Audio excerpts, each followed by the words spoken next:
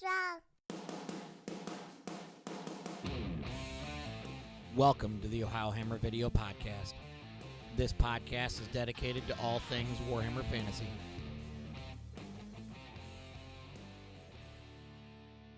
Hello, and welcome to Ohiohammer Video Podcast number 2. In this episode, I'm going to be doing a battle report that I had with Toby Brock, and we're going to try a different format than what I did in episode 1. Today's battle is going to be 2,400 points of Tomb Kings versus 2,400 points of Toby's High Elves. This is for 2014 Siege practice. This tournament is January 3rd and 4th, 2014, right after the new year, and this is about a week beforehand. So, this is the first round, first turn, after deployment, after vanguards, and actually noticing one in particular position actually is after the first declared charge of turn 1. So what this is if you look over on the left-hand side, I've listed all of Toby's units from left to right, scrolling across. You'll see the first thing he's got is 5 units of Illyrian Reavers. Behind that, he's got 24 White Lions. Then after that, he's got a Frostheart. He's got 3 bolt throwers, 17 archers that contain a unit of 1 level 2 life wizard. He's got 10 silver helms full command, and he's got in that unit, as well as those 10 silver helms full command, he's got 2 princes on barded war horses and 2 nobles on barded war horses, all of which are kitted out. One of those nobles, of course, is a BSB. So he's put a lot of emphasis into that unit. Only thing he's got after that, you'll see that's kind of cocked up by the Dr. Pepper can, is a unit of 5 more Illyrian Reavers, which has vanguarded. On my side, from left to right, you'll notice that I have a Necrosphinx, 6 chariots with full command in the movement banner, another Necrosphinx. I have in front and behind the impassable terrain, because this is after vanguards, I have 5 heavy horsemen. With spears. I have behind that directly 7 light horsemen with 1 Hierophant who's a level 1, and he just takes the basics. Just takes the basic spell in the lore of Nehekara, and he's got a dispel scroll. 16 archers next to that. Behind the other piece of impassable terrain in the center is another unit of 5 heavy horsemen which have spears, a Kemrian War Sphinx, a Tomb King on a Kemrian War Sphinx, and then 4 Necro Knights on the far end. And in that very corner next to the cards on the next table next to us is a Screaming Skull Catapult. This portion of the game is actually in turn 1. And what's happened is we've already done our vanguards each direction, and what you see actually is the unit that's on the far left, that's Illyrian Reavers. I won first turn roll, and I've declared a charge with my Necrosphinx onto those. The reason they're back as far as they are is because they fled in the direction away from the Necrosphinx right in front of the White Lions. This is huge because where they're at still leaves them 20 inches away from my chariot unit that's sitting there next to my Necrosphinx. So technically it's still a legal charge. And if you draw center to center line, what you'd actually find looking at it from top down is that that by charging those Illyrian Reavers, I can cause a huge panic test to those White Lions, which are only leadership 8. And if I get lucky and they roll a 9, 10, 11, or 12, they'll go off the board. So, because the Illyrian Reavers, by forcing to flee, will have to go back through their own unit, which, as you can tell here, you can see the angle's a little bit better. That's the direction right there. And then this is Toby failing the panic test and running off the board. His Illyrian Reavers also ran off the board. So, huge swing on that flank, top of turn 1. Was able to, when I did fail charges, was able to roll 6s, so I still got decent movement out of it with both units, so it wasn't too bad. I did move farther forward. You'll notice there's a die marking my 5th guy. I forgot to bring a guy with me in that unit of light horsemen. I did move that unit farther forward. On the other side, Toby had vanguarded up on this side here. He'd vanguarded up on my far right with his other Illyrian Reaver unit, which on the top of turn 1, I decided to go ahead and charge with the Necro Knights that you see in this picture. And there's the completed charge. Other than that, basically the movement is straight on forward. and I'm trying to pinch this this knight unit, which is, I know it's got all his characters in it, in in a peculiar manner. Now, what's interesting about this is you'll notice basically where the Screaming Skull catapult edge is going up to the Dr. Pepper. That's actually the board edge. It's something it's something that's going to play a huge role later in the game, because I can't, with the Necronites, I can't hit the unit that I'm hitting, overrun, and get out of line of sight. Instead, I'm going to go off the board, and that's going to actually be huge. And that's a picture of me ending up being off the board, and the guy's just waiting on the side. Now, Toby's turn, because I've marched so far forward, he decides to take his Frost Heart and clear out the chaff in front of me so he doesn't lose his bolt throwers. So he charges my five heavy horsemen. He only kills one or two heavy horsemen, I think. He kills two, because I have a banner. I'm only down by two. I lose the fourth horseman. I still have a banner left, which means he's pinned there in the center. What's going to be very important about this is he's, I think, 15 inches away from my Necrosphinx that was shown in an earlier picture directly in front of him. The other thing Toby does that's huge is that unit that was on the other side, the light horseman, he actually casts Awakening of the Wood on. And what Awakening of the Wood is, it's a spell that causes 2d6 strength 4 hits, and he actually eliminates the unit, which turns out to be huge later on. The other thing he does is he drops all the bolt throwers on my archers. The big thing is, though, is he's long range because of where he deployed them, and I have a -2 cover bonus, so I only lose 6. In my turn, I charge a Frostheart with my Necrosphinx and win combat resolution because I cause 2 wounds. He causes 0. He needs a 5, non-rerollable. He runs away. I catch him. I end up being off the board. The unfortunate thing here is my individual skeleton horseman does not complete the overrun and misses by 1 inch on the bolt thrower, which is actually something I needed to happen because I know I'm going to get shot up next turn. On the other side, it's the remaining moves phase. Because my Necropolis Knights are not back on, I'm trying to determine what I'm going to do with them. I make a huge fatal error at this point in time. That error is because I think I'm overly confident on what my Tomb King on a War Sphinx can do. I know he's going to need like 6s against me if I challenge properly. I can go ahead and I can negate his ability to do wounds because I'm a toughness 5 model on top, and I have a 4+ ward save and a toughness 8 model on the bottom. But I'm overly confident that I'm going to take that and survive because I have the Undead Construct rule. What I'm not counting on is the fact that I don't think he can do any wounds to me, and if he does any wounds at all, being that he's got static combat res, if I don't get any wounds back, I'm very likely going to pop.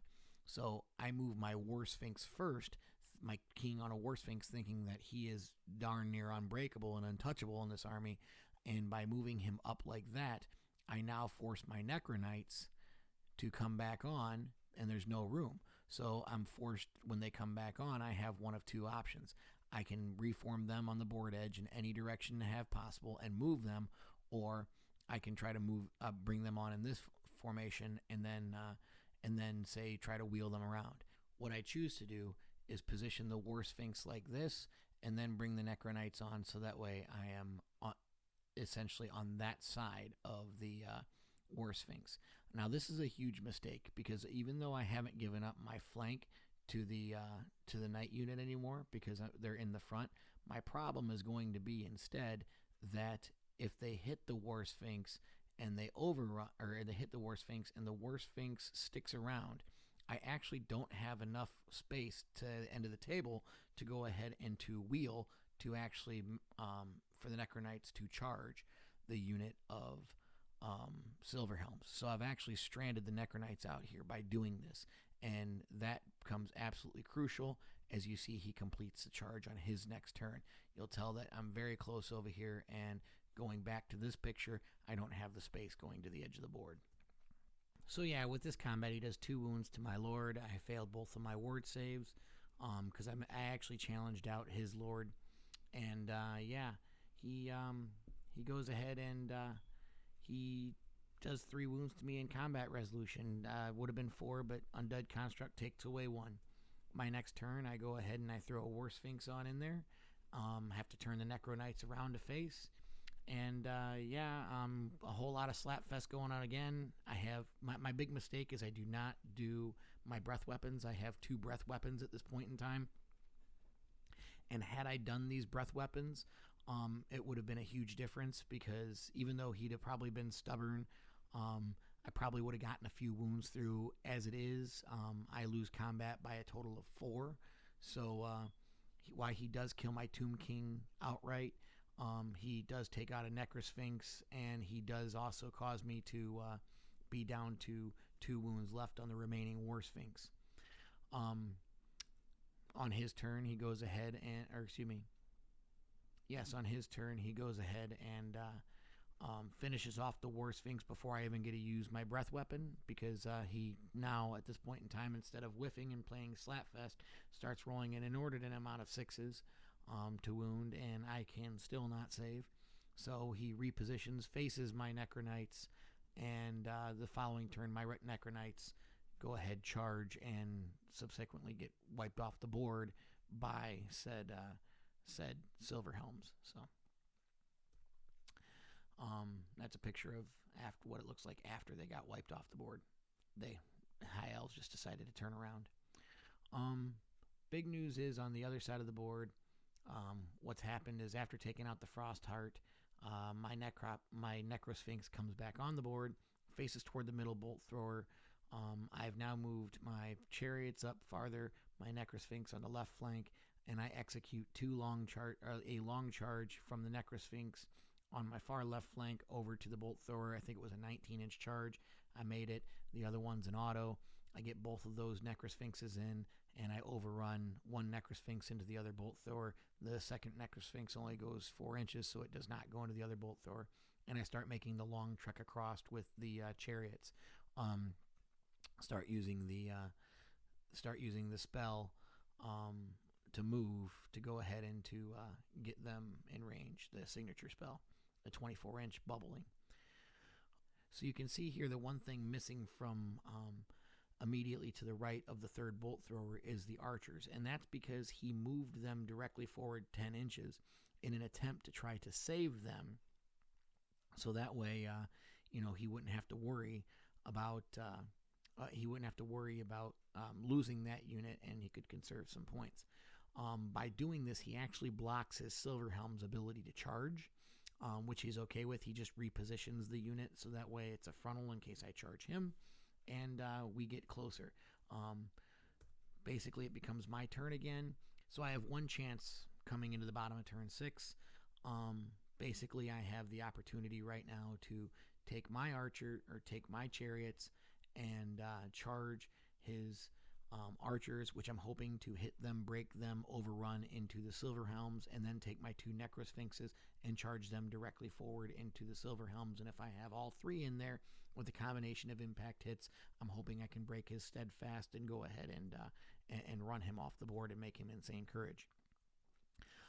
So the idea being chariots charging the archers, archers going losing combat and overrunning into the Silverhelms. What he does, though, is he decides to flee with the archer. What he sets up, though, is he sets up an 18-inch charge. Being I have the +1 movement banner, that means I need a 9 on the roll, statistically average. I don't go ahead and get that roll. Because I don't get it, I fall short, and when the Necrosphinxes go in, he continues his inordinate amount of 6 rolling.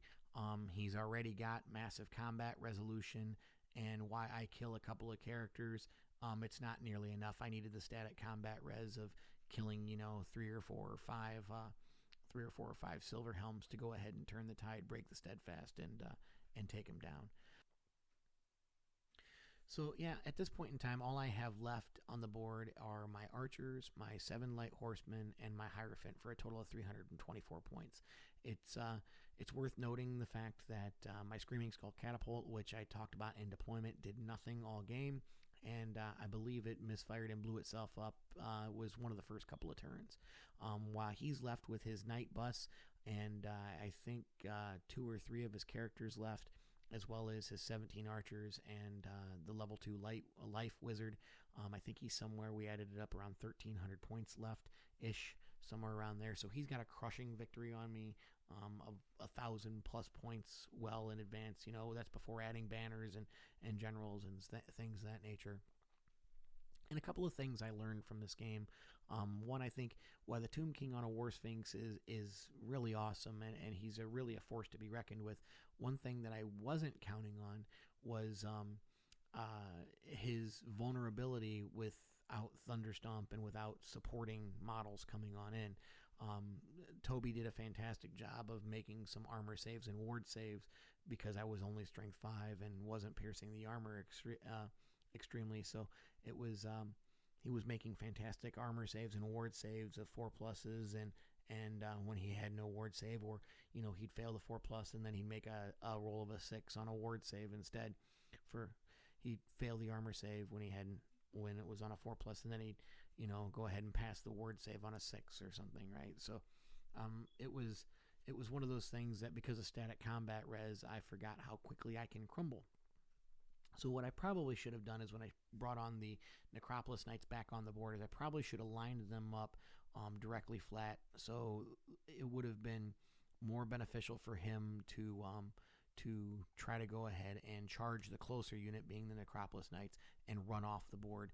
By running off the board, he would have given me the opportunity to essentially run away, and I would have been able to sacrifice 290 points in the effort to save my entire left flank and both War Sphinxes to combo charge him later on in the game, which I think, with as hard of a nut as he had, that's probably what I would have needed to crack it. I probably needed the chariots involved, if nothing else, just to go ahead and to make the charge to get the impact hits through, because I needed the static combat res. It wasn't so bad, the characters, because the characters were all strength 4 when I was charging them. What was horrible is I couldn't get by the rank, the banner, he'd do a wound, and that would pretty much be it. Whereas on impact hits, if I'd have gotten a good roll, I could have done a whole heck of a lot more and thrown a couple of monsters on in there, and now I'm decent, so a lot of learning experience. Congratulations, Toby. He did a fantastic job. It's actually his first win against me, and his siege list looks to be pretty solid. So hopefully you'll be able to hear from me more coming back from the siege next week, and I'll try to take some pictures down there and do another battle report.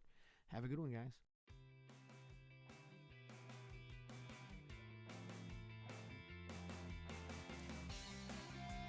This podcast is brought to you by the Ohiohammer Network of Podcasts. If you like the show, please check out our site, www.ohiohammer.com. Or you can follow us on Twitter. Our addresses are @OhioHammer2011, @RetroAlias, @ASLSKFan, and @Jake_Ohiohammer.